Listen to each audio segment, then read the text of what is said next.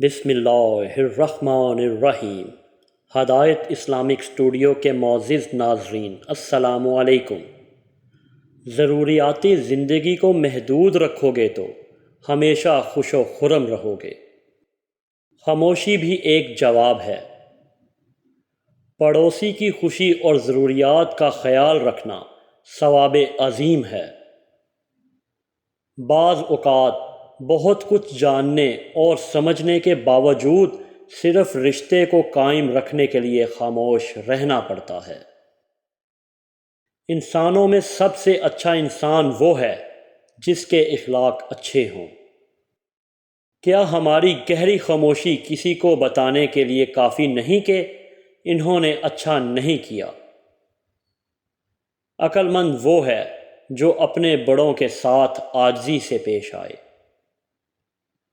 خاموشیاں سننا سیکھو، ان میں سچ ہوتا ہے۔ حاسد کو کبھی خوشی اور بد خلق کو کبھی سرداری نہیں ملتی۔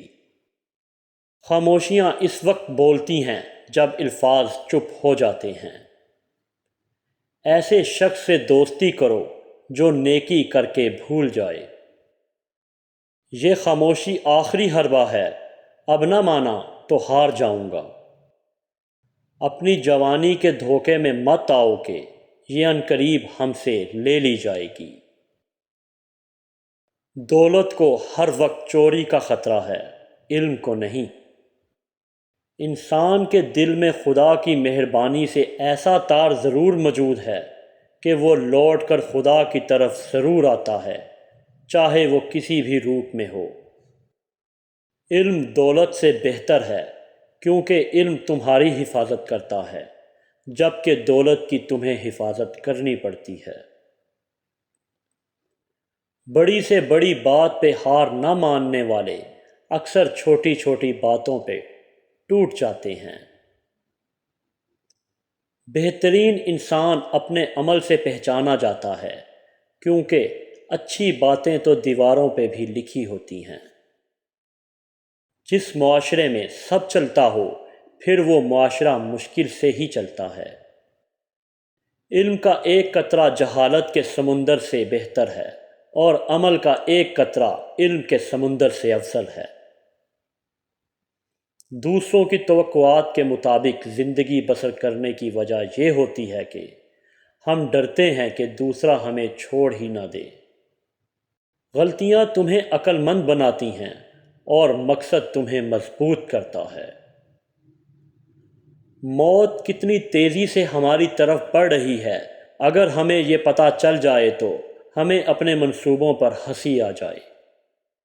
زیادہ مال و دولت اکثر فتنوں اور کفتوں کا سبب بنتا ہے۔ آخرت میں کسی عمل کے قبول ہونے کے لیے ضروری ہے کہ وہ عمل ایمان کے ساتھ کیا جائے۔ جو خاموشیاں لوگوں کو ملیں اور آپ کو نہیں ملیں تو حسد اور تجسس میں نہ پڑیں۔ یاد رکھیے آپ کو وہ غم بھی نہیں ملے جو ان کو ملے ہیں، لہٰذا جس بھی حال میں ہیں شکر کو لازم پکڑ لیں۔ وقت سے پہلے اور قسمت سے زیادہ کبھی نہیں ملتا۔